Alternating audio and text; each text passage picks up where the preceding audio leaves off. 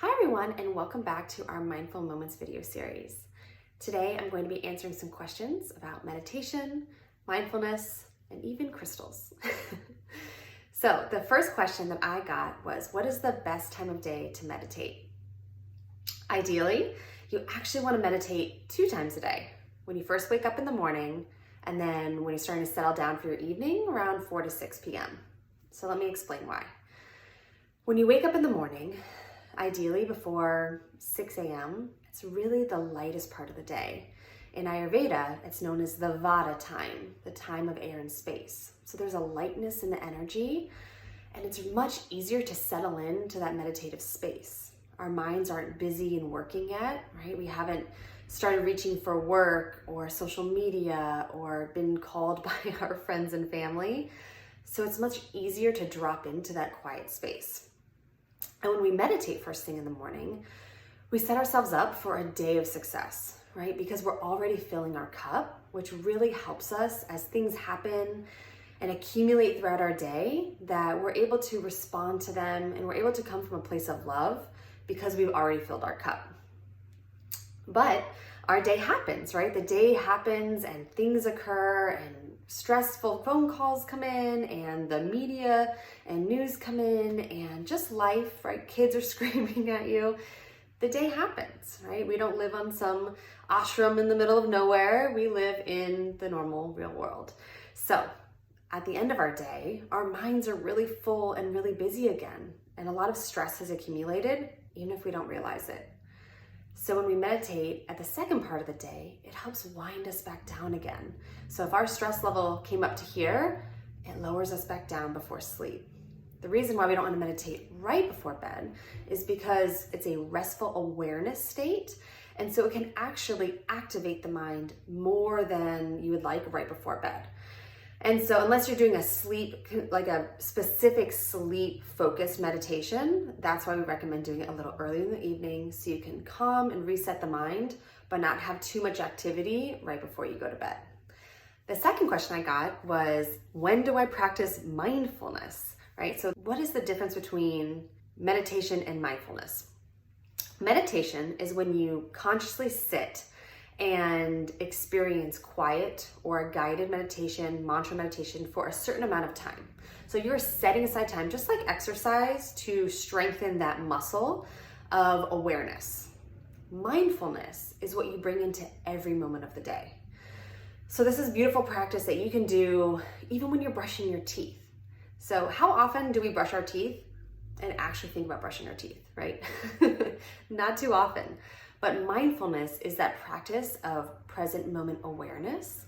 So the next time you go to brush your teeth, which hopefully we're all doing twice a day, you can, as you take out that toothpaste on your brush, really look at it. Look at the color, look at the texture, smell it, right? What does toothpaste really smell like when it's not actually in our mouths? Smell it, be quiet, notice, become aware. And then when you brush your teeth, really feel the sensations in your mouth. Notice the flavors, the texture in your tongue, the way it feels with the toothbrush going over your gums and your teeth. Be there with that experience, right? Don't be planning the next thing you're going to go do or be worrying about what happened 10 minutes before. Just be there in that moment. And the beautiful thing with mindfulness is you can bring that to everything you do. So it's when you're eating, it's when you're playing with your kids, it's when you're working. It's just being present with the sensations and the experience of whatever you're having. The next question I got was about crystals. So asking what types of crystals are going to be great for grounding anxiety and helping release stress. So as some of you could probably tell, I'm a huge fan of crystals. I wear them as jewelry. I have them all over my house. So a lot of my friends know that if you see me, I most likely have a crystal tucked in my pocket for the day. And the reason why crystals are so powerful is that they carry an energy with them. So everything that is living, breathing, you, me, plants, animals, we have prana. Prana is energetic life force. And anything that has prana is very powerful. And anything that has come from the earth also has an energy to it. Everything in our entire world has an energy to it. But crystals because they come from the earth, are energetically powered by that source of pranic life. So some ones that you can use for anxiety, for grounding, for calmness are fluorite. So this is a fluorite pyramid. And fluorite's really powerful because of all the different types that it has as it's being made. So you can see the purple and the green and the blue and the clear quartz. So this is really good for calming our minds. It helps with our upper chakras. So chakras are just energetic wheels. We have 7 main ones going up our spine, up into the crown of our head. And fluorite really helps with those upper ones. So our mind, our intuition, our ability to communicate what we need and how we're feeling, and connects to our heart chakra too. So that's how we're feeling, how we're connecting. So this really helps calm and relax a nervous or anxious mind. And you can just bring this with you. Like I said, I like to tuck them into my pocket, but the closer they are to you, the more of that energetic pull and that energetic benefit that you're gonna receive from them. Another really great one is black tourmaline. So black tourmaline is known as a stone of protection. And so basically what this one does is it absorbs and blocks any negative energy that's coming towards you. And so especially if you are in a work situation or in a relationship where there's just a lot of negativity coming at you and you're having trouble with that energetic protection of yourself and not absorbing all of that negative emotion, that black tourmaline is a really beautiful protection stone that you can use for that purpose as well. And my favorite, which anyone who comes to my solidarity circles knows I'm a huge fan of, is selenite. So selenite is really powerful. It's another protector stone, but what it does is it emits light. And so it'll take in any of that negative energy or anything that's coming at you that is not beneficial, and it just cleanses it.